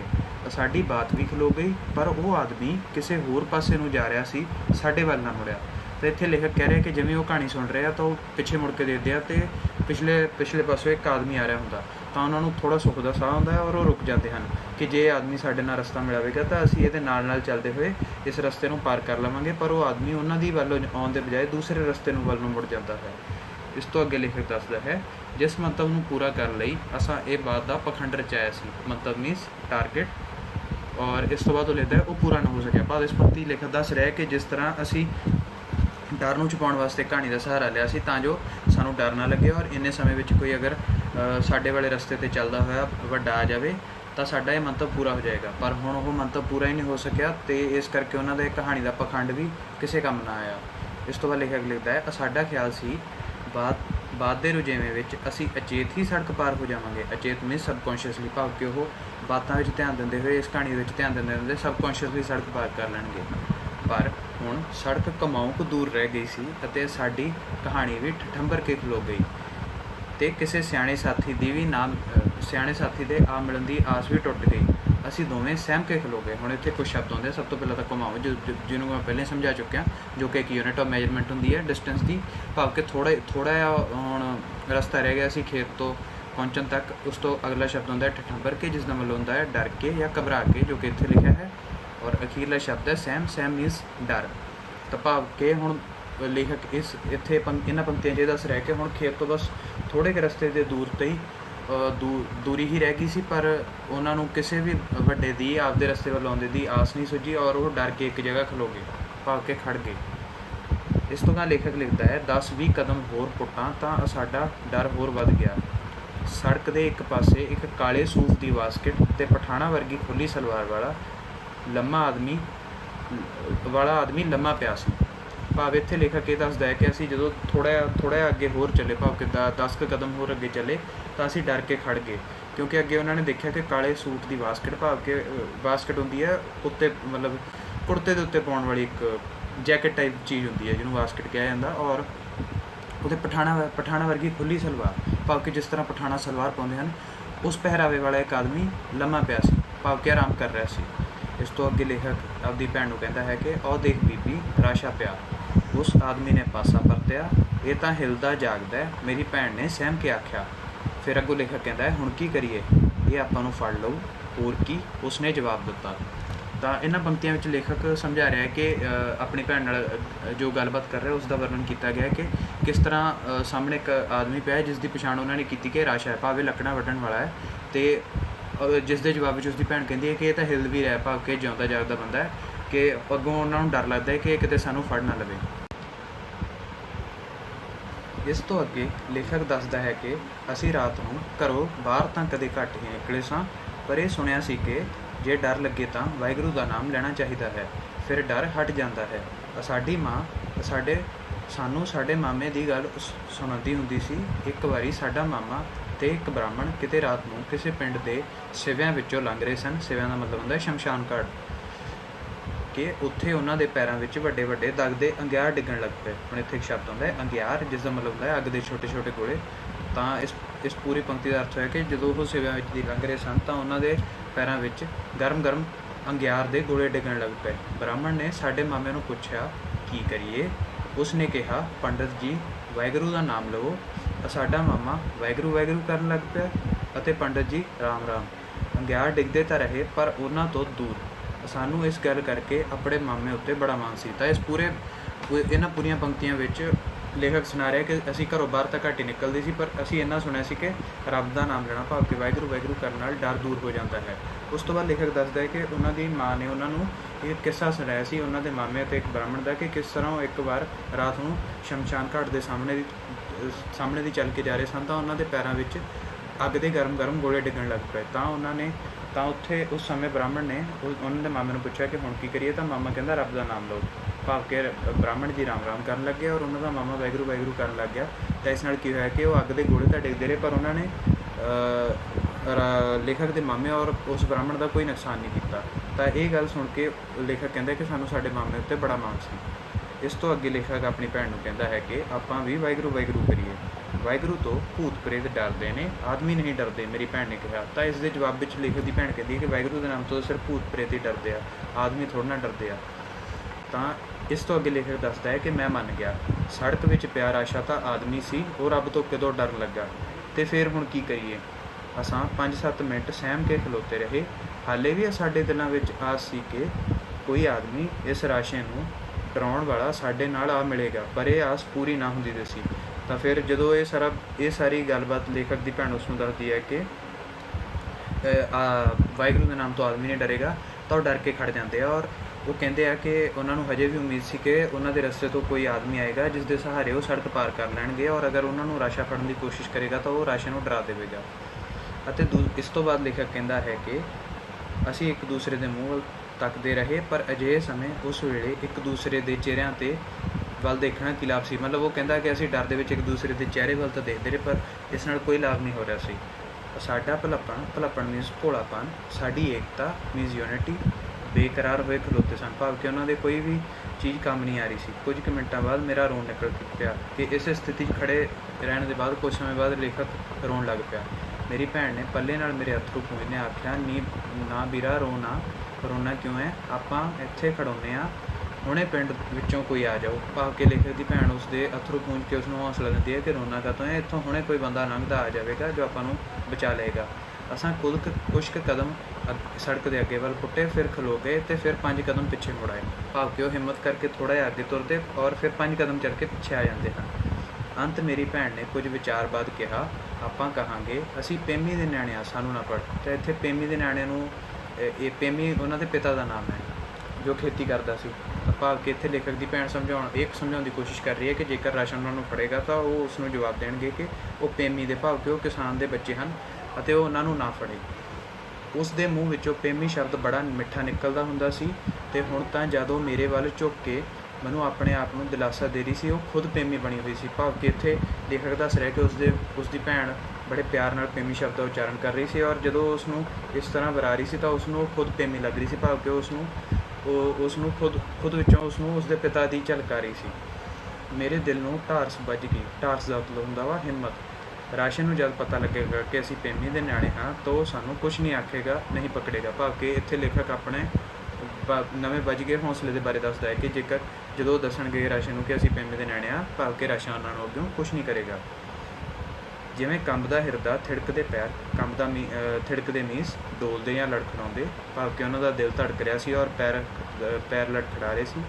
ਵਾਹਿਗੁਰੂ ਵਾਹਿਗੁਰੂ ਕਹਿੰਦੇ ਸ਼ਮਸ਼ਾਨ ਭੂਮੀ ਵਿੱਚੋਂ ਗੁਜ਼ਰ ਗਏ ਸਨ। ਭਾਵ ਕਿ ਇੱਥੇ ਲੇਖਕ ਫਿਰ ਆਪਣੇ ਮਾਮੇ ਦੇ ਔਰ ਉਸ ਬ੍ਰਾਹਮਣ ਦੇ ਕਿਸੇ ਦਾ ਵਰਤਾਂਤ ਕਰਦਾ ਹੋਇਆ ਕਹਿੰਦਾ ਕਿ ਜਿਸ ਤਰ੍ਹਾਂ ਉਹ ਵਾਹਿਗੁਰੂ ਦਾ ਨਾਮ ਜਪਦੇ ਹੋਏ ਸੇਵਿਆਂ ਤੋਂ ਅੱਗੇ ਨਿਕਲ ਗਏ ਸਨ, ਉਸੇ ਤਰ੍ਹਾਂ ਜਿਵੇਂ ਹਿੰਦੂ ਗਊ ਦੀ ਪੂਛ ਫੜ ਕੇ ਭਵ ਸਾਗਰ ਤਰ ਜਾਂਦਾ ਹੈ। ਕਿ ਇਹ ਵੀ ਇੱਕ ਪੁਰਾਣੇ ਸਮੇਂ ਦੀ ਮਸ਼ਹੂਰ ਪ੍ਰਚਲਨ ਹੈ ਕਿ ਜਦੋਂ ਹਿੰਦੂ ਧਰਮ ਵਿੱਚ ਧਰਮ ਅਨੁਸਾਰ ਕੋਈ ਮਰਦਾ ਹੈ ਤਾਂ ਉਸ ਨੂੰ ਭਵ ਸਾਗਰ ਲੰਘਾਉਣ ਵਾਸਤੇ ਗਊ ਦੀ ਪੂਛ ਫੜ ਕੇ ਭਵ ਸਾਗਰ ਪਾਰ ਕਰਨਾ ਪੈਂਦਾ ਹੈ।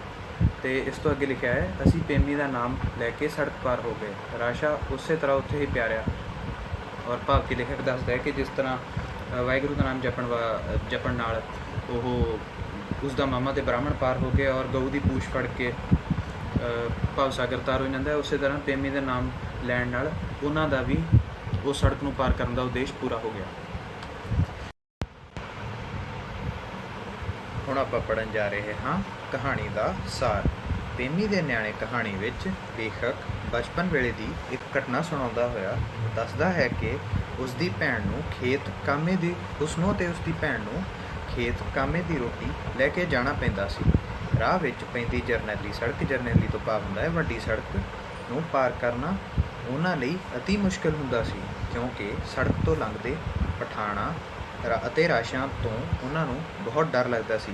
ਤਾਂ ਇਹ ਸਾਰੀਆਂ ਸਤਰਾਂ ਨੂੰ ਆਪਾਂ ਪਹਿਲਾਂ ਹੀ ਉੱਪਰ ਕਹਾਣੀ ਵਿੱਚ ਪੜ੍ਹ ਵੀ ਚੁੱਕੇ ਹਾਂ ਔਰ ਸਮਝ ਵੀ ਚੁੱਕੇ ਹਾਂ। ਉਹ ਘਰ ਤੋਂ ਤਾਂ ਹੌਸਲਾ ਕਰਕੇ ਤੁਰ ਪੈਂਦੇ ਸਨ, ਪਰ ਨੇੜੇ ਪੁੱਜਦਿਆਂ ਹੀ ਉਹਨਾਂ ਦਾ ਡਰ ਵੱਧ ਜਾਂਦਾ ਸੀ। ਇੱਥੇ ਇੱਕ ਸ਼ਬਦ ਹੁੰਦਾ ਪੁੱਜਦਿਆਂ, ਜਿਸ ਦਾ ਮਤਲਬ ਹੁੰਦਾ ਪਹੁੰਚਦਿਆਂ ਜਾਂ ਟੂ ਰੀਚ ਸਮਵੇਅਰ। ਉਹ ਮੁੜ ਪਿੰਡ ਤੋਂ ਕਿਸੇ ਜਾਣ ਪਛਾਣ ਵਾਲੇ ਬੰਦੇ ਦੇ ਆਉਣ ਨੂੰ ਉਡੀਕਦੇ ਹਨ ਤਾਂ ਜੋ ਉਹ ਉਸ ਦੇ ਨਾਲ ਸੜਕ ਪਾਰ ਕਰ ਸਕਣ। ਉਡੀਕਦੇ ਮੀਨਸ ਟੂ ਵੇਟ ਔਰ ਵੇਟਿੰਗ। ਪਰ ਉਸ ਦਿਨ ਪਿੰਡੋਂ ਕੋਈ ਵੀ ਨਹੀਂ ਸੀ ਆ ਰਿਹਾ। ਡਰ ਨੂੰ ਦੂਰ ਕਰਨ ਲਈ ਉਸ ਦੀ ਭੈਣ ਰਾਜੇ ਰਾਣੀ ਦੀ ਕਹਾਣੀ ਸੁਣਾਉਣ ਲੱਗ ਜਾਂਦੀ ਹੈ ਕਿ ਇੱਕ ਵਾਰ ਰਾਣੀ ਮਰਨ ਲੱਗਿਆਂ ਰਾਜੇ ਤੋਂ ਵਚਨ ਲੈਂਦੀ ਹੈ ਕਿ ਉਸ ਦੇ ਮਰਨ ਤੋਂ ਬਾਅਦ ਉਹ ਦੂਜਾ ਵਿਆਹ ਨਹੀਂ ਕਰਾਏਗਾ ਤਾਂ ਜੋ ਮਤਰੇਈ ਮਾਂ ਦੇ ਆਉਣ ਨਾਲ ਉਸ ਦੇ ਬੱਚਿਆਂ ਨੂੰ ਦੁੱਖ ਨਾ ਸਹਿਣਾ ਪਵੇ। ਭਾਵ ਕਿ ਰਾਜੇ ਦੇ ਦੂਜੇ ਵਿਆਹ ਕਰਾਉਣ ਦੇ ਬਾਅਦ ਜੋ ਉਸ ਦੀ ਦੂਸਰੀ ਪਤਨੀ ਆਏਗੀ ਉਹ ਉਸ ਦੇ ਬੱਚਿਆਂ ਨੂੰ ਤੰਗ ਕਰੇਗੀ। ਰਾਣੀ ਦੇ ਬੋਲ ਉਹਨਾਂ ਨੂੰ ਆਪਣੀ ਮਾਂ ਦੇ ਬੋਲ ਜਾਪੇ, ਭਾਵ ਕਿ ਉਹਨਾਂ ਨੂੰ ਰਾਣੀ ਵਿੱਚੋਂ ਆਪਣੀ ਮਾਂ ਦਿਸ ਰਹੀ ਸੀ, ਪਰ ਇਸ ਨਾਲ ਉਹਨਾਂ ਦਾ ਡਰ ਦੂਰ ਨਾ ਹੋ ਸਕਿਆ। ਧਾਰਮਿਕ ਸੰਸਕਾਰਾਂ ਦੇ ਪ੍ਰਭਾਵ ਕਰਕੇ ਵਾਹਿਗੁਰੂ ਦਾ ਨਾਂ ਲੈ ਕੇ ਡਰ ਦੂਰ ਕਰਨ ਦੀ ਵਿਧੀ ਵੀ ਕੰਮ ਨਾ ਆਈ, ਕਿਉਂਕਿ ਭੈਣ ਨੇ ਤਰਕ ਦਿੱਤਾ ਕਿ ਵਾਹਿਗੁਰੂ ਤੋਂ ਤਾਂ ਭੂਤ ਪ੍ਰੇਤ ਡਰਦੇ ਹਨ, ਬੰਦੇ ਨਹੀਂ। ਇੱਥੇ ਸਭ ਤੋਂ ਪਹਿਲਾ ਸ਼ਬਦ ਹੁੰਦਾ ਹੈ ਧਾਰਮਿਕ ਸੰਸਕਾਰਾਂ, ਜਿਸ ਦਾ ਮਤਲਬ ਹੁੰਦਾ ਹੈ ਰਿਲੀਜੀਅਸ ਵੈਲਿਊਜ਼, ਔਰ ਅਗਲਾ ਸ਼ਬਦ ਹੈ ਤਰਕ, ਜਿਸ ਦਾ ਮਤਲਬ ਹੁੰਦਾ ਹੈ ਲੌਜਿਕ। ਸੜਕ ਦੇ ਨੇੜੇ ਪਹੁੰਚ ਕੇ ਜਦੋਂ ਉਹਨਾਂ ਨੇ ਇੱਕ ਪਾਸੇ ਪਏ ਰਾਸ਼ੇ ਨੂੰ ਦੇਖਿਆ ਤਾਂ ਉਹ ਡਰ ਨਾਲ ਰੋਣ ਹਾਕਾ ਹੋ ਗਿਆ, ਭਾਵ ਕਿ ਜਦੋਂ ਉਹਨਾਂ ਨੇ ਸੜਕ ਕਿਨਾਰੇ ਇੱਕ ਲੱਕੜ ਵੱਢਣ ਵਾਲੇ ਰਾਸ਼ੇ ਨੂੰ ਵੇਖਿਆ ਤਾਂ ਲੇਖਕ ਡਰ ਗਿਆ। ਭੈਣ ਉਸ ਦੇ ਅੱਥਰੂ ਪੂੰਝਦੀ ਹੋਈ ਉਸ ਨੂੰ ਤਸੱਲੀ ਦਿੰਦੀ ਰਹੀ, ਪਰ ਕੋਈ ਚਾਰਾ ਨਾ ਚੱਲਦਾ ਦੇਖ ਕੇ ਭੈਣ ਕਹਿੰਦੀ ਹੈ ਕਿ ਆਪਾਂ ਰਾਸ਼ੇ ਨੂੰ ਕਹਾਂਗੇ ਕਿ ਅਸੀਂ ਪੇਮੀ ਦੇ ਨਿਆਣੇ ਹਾਂ ਅਤੇ ਤੂੰ ਸਾਨੂੰ ਨਾ ਫੜ। ਭਾਵ ਕਿ ਜਦੋਂ ਉਹ ਸਾਰੇ ਨੁਕਤੇ ਅਜਮਾ ਲੈਂਦੀ ਹੈ ਅਤੇ ਲੇਖਕ ਫਿਰ ਵੀ ਡਰਨਾ ਅਤੇ ਰੋਣਾ ਚੁੱਪ ਨਹੀਂ ਕਰਦਾ, ਤਾਂ ਉਸਦੀ ਭੈਣ ਕਹਿੰਦੀ ਹੈ ਕਿ ਅਸੀਂ ਰਾਸ਼ੇ ਨੂੰ ਕਹਾਂਗੇ ਕਿ ਅਸੀਂ ਪੇਮੀ ਦੇ ਨਿਆਣੇ ਹਨ। ਪੇਮੀ ਤੋਂ ਭਾਵ ਹੈ ਕਿ ਉਹ ਆਪਣੇ ਪਿਤਾ ਦਾ ਨਾਮ ਲੈਣਗੇ, ਕਿਉਂਕਿ ਉਹਨਾਂ ਦੇ ਪਿਤਾ ਦਾ ਨਾਮ ਪੇਮੀ ਸੀ।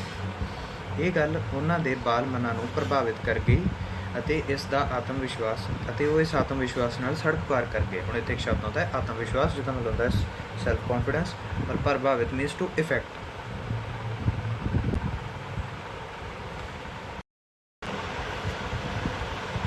ਹੁਣ ਆਪਾਂ ਪੜ੍ਹਨ ਜਾ ਰਹੇ ਹਾਂ ਕਹਾਣੀ ਦੇ ਤੱਤ। ਇਹ ਕਹਾਣੀ ਪੇਂਡੂ ਵਾਤਾਵਰਣ ਵਿੱਚੋਂ ਲਈ ਗਈ ਹੈ, ਜਿੱਥੇ ਇੱਕ ਸ਼ਬਦ ਆਉਂਦਾ ਹੈ ਵਾਤਾਵਰਣ, ਜਿਸ ਦਾ ਮਤਲਬ ਹੁੰਦਾ ਹੈ ਐਨਵਾਇਰਨਮੈਂਟ। ਭਾਵ ਕਿ ਇਹ ਕਹਾਣੀ ਪੇਂਡੂ ਮਾਹੌਲ ਵਿੱਚੋਂ ਲਈ ਗਈ ਹੈ।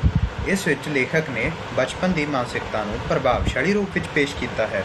ਇੱਕ ਸ਼ਬਦ ਆਉਂਦਾ ਹੈ ਮਾਨਸਿਕਤਾ, ਜਿਸ ਦਾ ਮਤਲਬ ਹੁੰਦਾ ਹੈ ਮੈਂਟੈਲਿਟੀ, ਔਰ ਪ੍ਰਭਾਵਸ਼ਾਲੀ ਮੀਨਸ ਇਫੈਕਟਿਵ ਜਾਂ ਕਾਰਗਰ। ਭਾਵ ਕਿ ਲੇਖਕ ਨੇ ਆਪਣੇ ਬਚਪਨ ਦੀ ਮਾਨਸਿਕਤਾ ਨੂੰ ਕਾਰਗਰ ਤਰੀਕੇ ਨਾਲ ਪੇਸ਼ ਕੀਤਾ ਹੈ। ਕਹਾਣੀ ਵਿੱਚ ਭੈਣ ਭਰਾ ਘਰੋਂ ਬਾਹਰ ਦੂਰ ਜਰਨੈਲੀ ਸੜਕ ਦੇ ਪਾਰ ਬਾਪੂ ਦੇ ਕਾਮੇ ਦੀ ਰੋਟੀ ਦੇਣ ਲਈ ਜਾਂਦੇ ਸਨ। ਇੱਥੇ ਇੱਕ ਸ਼ਬਦ ਆਉਂਦਾ ਹੈ ਜਰਨੈਲੀ ਸੜਕ, ਜਿਸ ਦਾ ਮਤਲਬ ਹੁੰਦਾ ਹੈ ਵੱਡੀ ਸੜਕ। ਸੜਕ ਦੇ ਇੱਕ ਪਾਸੇ ਸੁੱਤਾ ਹੋਇਆ ਰਾਸ਼ਾ ਉਹਨਾਂ ਦੇ ਡਰ ਨੂੰ ਚਰਮ ਸੀਮਾ ਉੱਤੇ ਪਹੁੰਚਾ ਦਿੰਦਾ ਹੈ। ਰਾਸ਼ਾ ਹੁੰਦਾ ਹੈ ਲੱਕੜਾਂ ਵੱਢਣ ਵਾਲਾ। ਡਰ ਦੀ ਸਥਿਤੀ ਵਿੱਚ ਧਾਰਮਿਕ ਪ੍ਰਭਾਵ ਅਨੁਸਾਰ ਵਾਹਿਗੁਰੂ ਦਾ ਨਾਮ ਵੀ ਨਿਰਰਥਕ ਸਿੱਧ ਹੁੰਦਾ ਹੈ। ਨਿਰਰਥਕ ਦਾ ਅਰਥ ਹੁੰਦਾ ਹੈ, ਨਿਰਰਥਕ ਸ਼ਬਦ ਦਾ ਮਤਲਬ ਹੁੰਦਾ ਹੈ ਜਿਸ ਦਾ ਕੋਈ ਅਰਥ ਨਾ ਹੋਵੇ।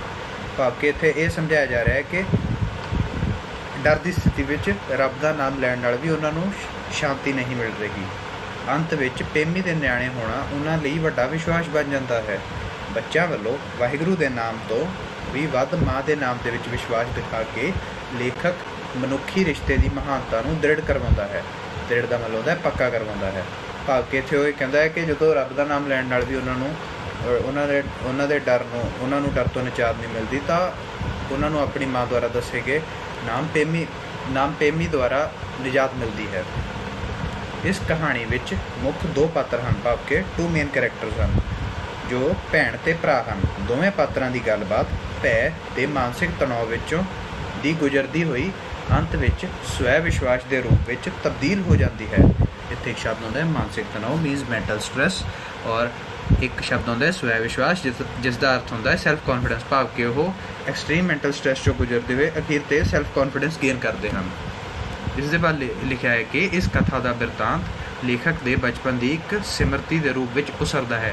ਉਸਾਰਨਾ ਮੀਨਸ ਟੂ ਕੰਸਟਰਕਟ, ਸਿਮਰਤੀ ਮੀਨਸ ਮੈਮਰੀ, ਔਰ ਬਿਰਤਾਂਤ ਮੀਨਸ ਸੀਨ। ਤਾਂ ਇੱਥੇ ਇਹ ਸਮਝਾਇਆ ਜਾ ਰਿਹਾ ਹੈ ਕਿ ਇਹ ਕਥਾ ਜਿਹੜੀ ਹੈ ਉਹਨੂੰ ਪੜ੍ਹਦੇ ਸਾਰੀ ਆਪਣੀਆਂ ਅੱਖਾਂ ਮੂਹਰੇ ਉਹ ਦ੍ਰਿਸ਼ ਆ ਜਾਂਦਾ ਹੈ ਉਸ ਸਮੇਂ ਦਾ, ਜਿਸ ਦਾ ਲੇਖਕ ਵਰਣਨ ਕਰ ਰਿਹਾ ਹੈ। ਤਾਂ ਬਿਰਤਾਂਤ ਹੁੰਦਾ ਵਾ pictorial representation of a story. ਬਚਪਨ ਵੇਲੇ ਆਪਣੀ ਭੈਣ ਨਾਲ ਖੇਤ ਰੋਟੀ ਲੈ ਕੇ ਜਾਣ ਸਮੇਂ ਡਰ ਦੀ ਵਿਥਿਆ ਨੂੰ ਪ੍ਰਭਾਵਸ਼ਾਲੀ ਬਿਰਤਾਂਤ ਦੇ ਰੂਪ ਵਿੱਚ ਢਾਲ ਕੇ ਪੇਸ਼ ਕੀਤਾ ਗਿਆ ਹੈ। ਮਤਲਬ ਕਿ ਇਫੈਕਟਿਵ ਪਿਕਟੋਰੀਅਲ ਰਿਪਰੈਜ਼ੈਂਟੇਸ਼ਨ ਦੇ ਰੂਪ ਦੇ ਵਿੱਚ। ਭਾਵ ਕਿ ਜਿਸ ਤਰ੍ਹਾਂ ਆਪਾਂ ਕਹਾਣੀ ਪੜ੍ਹਦੇ ਜਾ ਰਹੇ ਹਾਂ, ਉਸੇ ਤਰ੍ਹਾਂ ਉਸ ਕਹਾਣੀ ਦਾ ਵਰਣਨ ਆਪਣੀਆਂ ਅੱਖਾਂ ਦੇ ਸਾਹਮਣੇ ਆ ਰਿਹਾ ਹੈ ਕਿ ਉਹ ਕਹਾਣੀ ਕਿਸ ਰੂਪ ਵਿੱਚ ਪੇਸ਼ ਕੀਤੀ ਜਾਏਗੀ। ਇਸ ਕਹਾਣੀ ਅੰਦਰ ਡਰ ਦੀ ਸਥਿਤੀ ਵਿੱਚ ਭੈਣ ਭਰਾ ਵਿਚਲਾ ਸੰਵਾਦ ਕਮਾਲ ਦਾ ਹੈ। ਸੰਵਾਦ ਦਾ ਮਤਲਬ ਹੁੰਦਾ ਹੈ ਡਾਇਲੋਗ ਜਾਂ ਕਨਵਰਸੇਸ਼ਨ। ਡਰ ਨੂੰ ਦੂਰ ਕਰਨ ਲਈ ਵੱਡੀ ਭੈਣ ਦੁਆਰਾ ਰਾਜੇ ਰਾਣੀ ਦੀ ਬਾਤ ਪਾਉਣਾ ਅਤੇ ਭਰਾ ਦਾ ਹੁੰਗਾਰਾ ਭਰਨਾ। ਬਾਤ ਪਾਉਣਾ ਮੀਨਸ ਕਹਾਣੀ ਸੁਣਾਉਣਾ। ਰਾਸ਼ੇ ਨੂੰ ਦੇਖ ਕੇ ਡਰ ਨਾਲ ਰੋਣ ਹਾਕਾ ਹੋਏ ਭਰਾ ਨੂੰ ਦਿਲਾਸਾ ਦੇਣ 'ਤੇ ਫਿਰ ਪੇਮੀ ਦੇ ਨਿਆਣੇ ਆਖ ਕੇ ਜੁਗਤ ਬਣਾ ਲੈਣ ਆਦਿ ਕਮਾਲ ਦੇ ਵਾਰਤਾਲਾਪੀ ਅੰਸ਼ਾਂ ਵਿੱਚੋਂ ਕੀਤੀ ਗਈ ਹੈ। ਇੱਥੇ ਇੱਕ ਸ਼ਬਦ ਆਉਂਦਾ ਹੈ ਜੁਗਤ, ਜਿਸ ਦਾ ਮਤਲਬ ਹੁੰਦਾ ਹੈ ਸਕੀਮ ਜਾਂ ਆਈਡੀਆ। ਔਰ ਇਹਨਾਂ ਪੂਰੀਆਂ ਪੰਕਤੀਆਂ 'ਚ ਇਹ ਸਮਝਾਇਆ ਗਿਆ ਹੈ ਕਿ ਇਹ ਪੂਰੀ ਕਹਾਣੀ ਦਾ ਵਰਣਨ ਕੀਤਾ ਗਿਆ ਕਿ ਕਿਸ ਤਰ੍ਹਾਂ ਉਹ ਪਹਿਲੇ ਘਰੋਂ ਬਾਹਰ ਆਪਣੇ ਪਿਤਾ ਲਈ ਰੋਟੀ ਲੈ ਕੇ ਜਾਂਦੇ ਹਨ, ਫਿਰ ਉਹਨਾਂ ਨੂੰ ਡਰ ਲੱਗਦਾ ਹੈ, ਔਰ ਫਿਰ ਉਹ ਅੱਗੇ ਦੇਖਦੇ ਹਨ ਕਿ ਇੱਕ ਰਾਸ਼ਾ, ਭਾਵ ਕਿ ਇੱਕ ਲੱਕੜਾਂ ਵੱਢਣ ਵਾਲਾ ਪਠਾਣ ਵਾਲੇ ਪਹਿਰਾਵੇ ਵਿੱਚ ਆਦਮੀ ਸੁੱਤਾ ਪਿਆ, ਜਿਸ ਨੂੰ ਵੇਖ ਕੇ ਉਹ ਦੋਵੇਂ ਭੈਣ ਭਰਾ ਡਰ ਜਾਂਦੇ ਹਨ ਅਤੇ ਲੇਖਕ ਦਾ ਰੋਣ ਹਾਕਾ ਮੂੰਹ ਬਣ ਜਾਂਦਾ ਹੈ, ਜਿਸ ਨੂੰ ਦਿਲਾਸਾ ਦਿੰਦੇ ਹੋਏ ਉਸਦੀ ਭੈਣ ਕਹਿੰਦੀ ਹੈ ਕਿ ਆਪਾਂ ਲੇਖਕ ਨੂੰ ਕਹਾਂਗੇ ਕਿ ਉਸ ਰਾਸ਼ੇ ਨੂੰ ਕਹਾਂਗੇ ਕਿ ਅਸੀਂ ਪੇਮੀ ਦੇ ਨਿਆਣੇ ਹਾਂ। ਔਰ ਇਹ ਸਾਰੀਆਂ ਚੀਜ਼ਾਂ ਨੂੰ ਬੜੇ ਹੀ ਕਮਾਲ ਦੇ ਵਾਰਤਾਲਾਪੀ ਅੰਸ਼ਾਂ ਦੀ ਵਰਤੋਂ ਕਰਦੇ ਹੋਏ ਪੇਸ਼ ਕੀਤਾ ਗਿਆ ਹੈ।